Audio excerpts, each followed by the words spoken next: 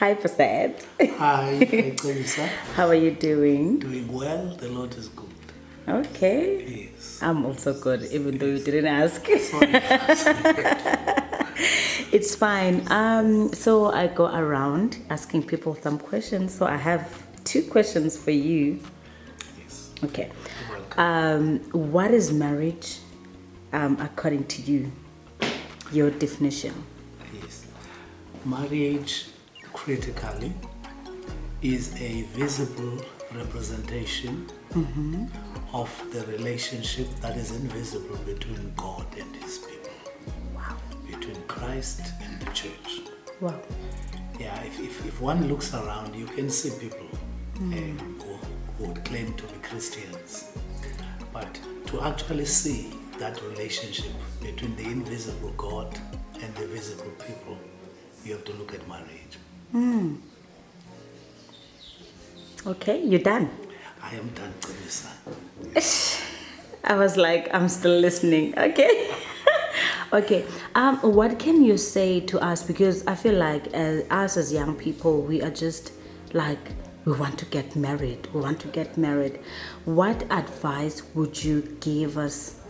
Because I think we think marriage is just taking pictures, having, how can you wearing same colors or same outfits?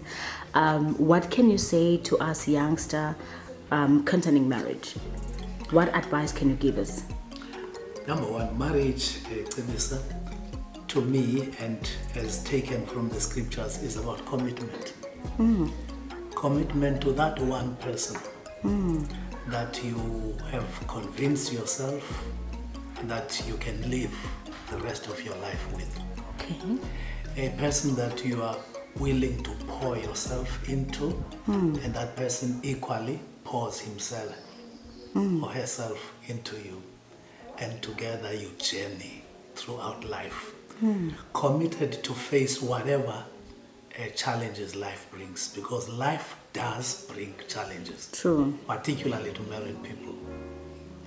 Yes. Oh, okay. And also to appreciate that that person is different. That Yeah. person is not you.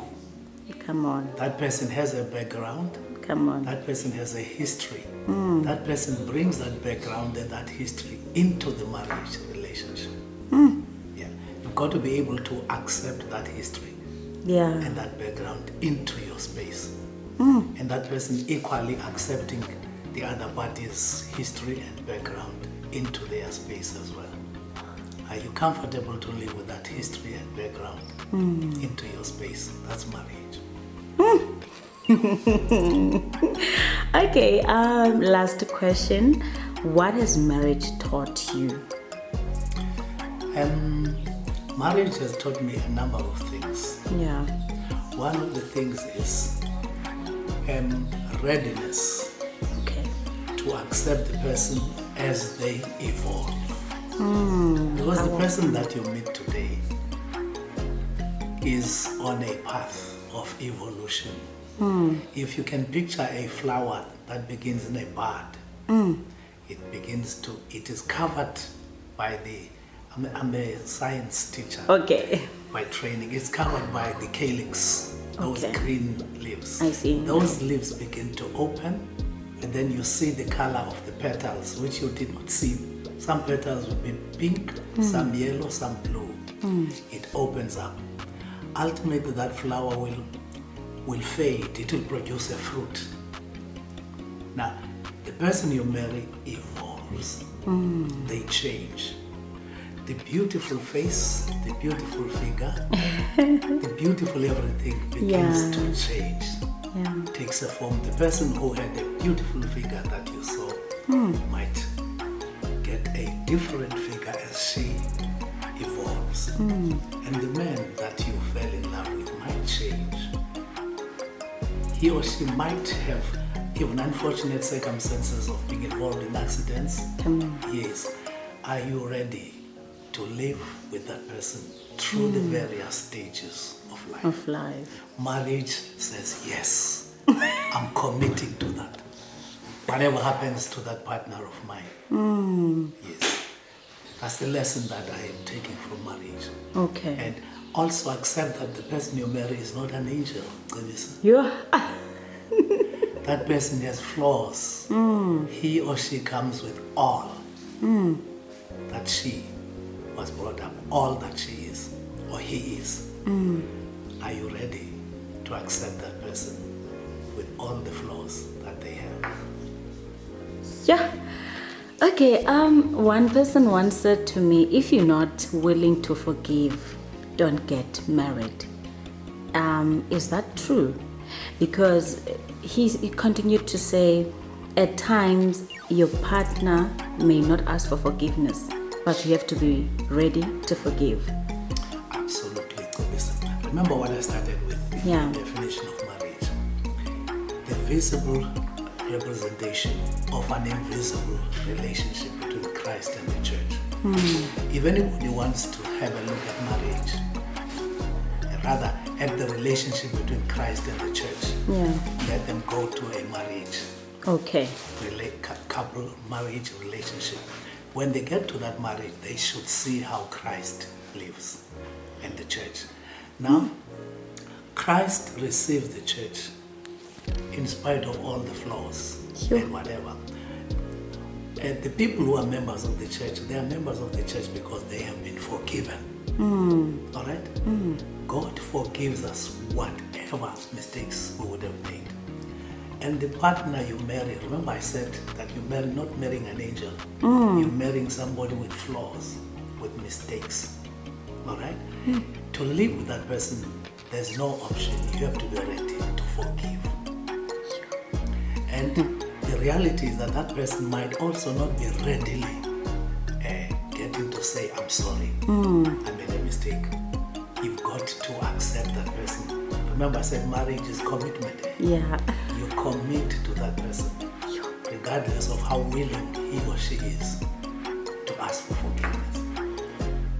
You marry the person, Let me say. You marry the person, faults and all. Sure. Okay. You don't get in to get out. Oh, powerful. Yeah. Powerful. Yes. Okay, last words? I would that young people, before they get married, Yeah. they fully take time to understand what marriage is. To understand that marriage is not marriage only when things go well. Okay. There is going to be a period when there is a winter season in marriage. Ice. In winter you see ice, there is snow. It's snowy. You're going to have a winter season in your marriage. It comes. Be ready to be in that marriage during summer. Be ready to continue that marriage during autumn.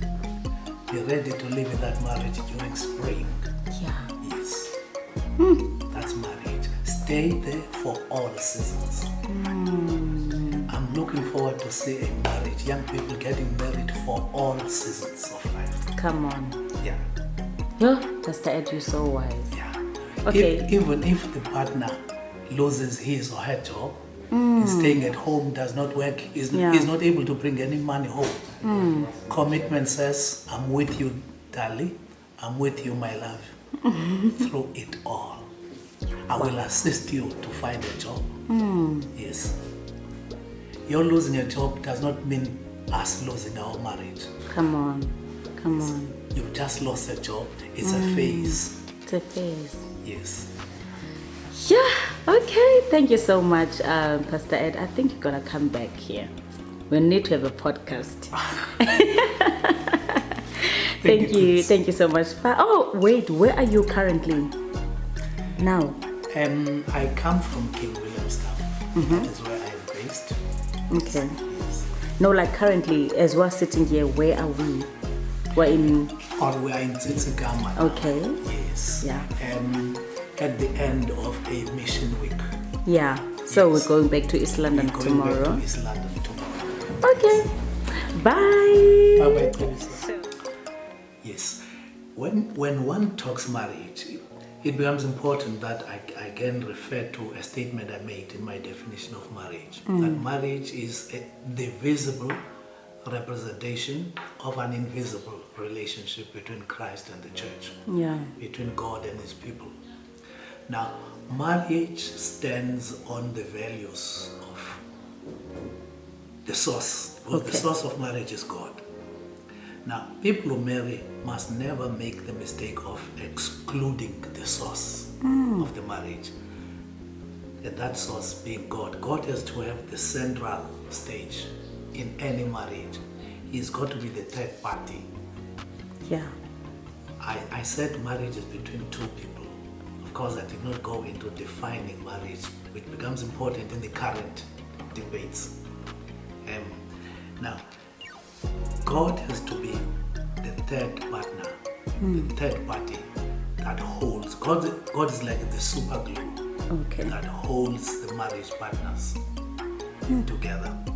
Without that super glue, marriage does not stand a chance to live forever. Amen. Yes, because as the flaws emerge, remember I said you marry somebody who has faults, who has Yeah. flaws. As the faults, the flaws emerge, the possibility exists that one might be overwhelmed by the flaws of another. But that super glue holds the two different partners together. Wow. And God, if he's given the center stage, is able to pull the married partners together regardless of the flaws, regardless of whatever challenges emerge. Yeah. How long have you been married? I was married in 1986, and this is year number 37. Yo, Pastor Ed, please pray for me. I want that grace. I want that grace.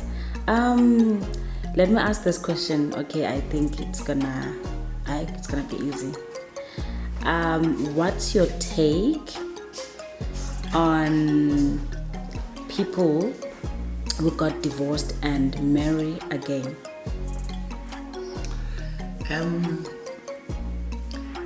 Jesus, when asked by the Pharisees about the situation or the position of divorce, referred the parties who were questioning him to Moses' time.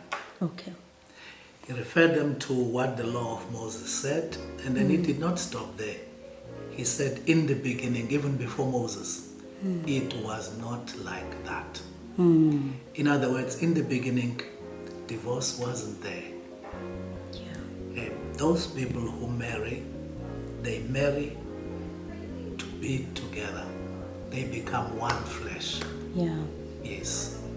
Flesh of my flesh, as Adam said to Eve, bone of my bones. They marry to be together. My partner in marriage becomes me. Yes. Now, when it does happen, all right, let me continue with what Jesus gave to the Pharisees as a response. He says, there is one reason, one ground that a divorce can be granted or is allowed. It is unfaithfulness. If one of the partners gets involved in unfaithfulness, that becomes the ground for the official, the lawful ground for divorce. Otherwise, any other ground is not. Yes. And even on the matter of unfaithfulness, Teresa, the commitment I started with when I defined marriage should be able to pull the partners together even after unfaithfulness. Come on. Because remember, marriage stands on commitment, forgiveness, the values of Christ. I've got to appreciate that I have flaws. My partner has flaws. If it does happen that he or she gets caught up in an affair, I must be able to forgive that person. Come on. Yeah. I will struggle.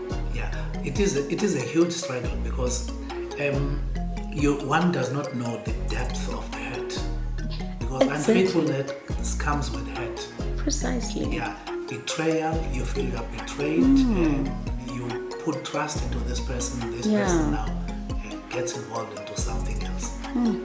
Yeah, I think it's not a question of people being forced to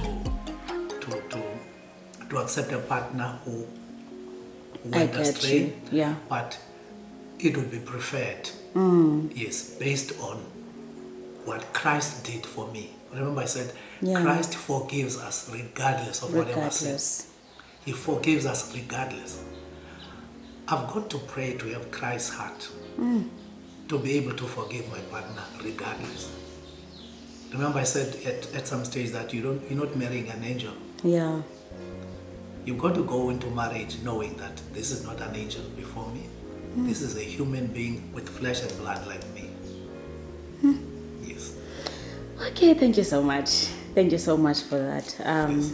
Ndifundile, and yeah, I think I needed every word you said. Pop, I don't think I needed every word you said. Thank you so much. Thank you. Sure.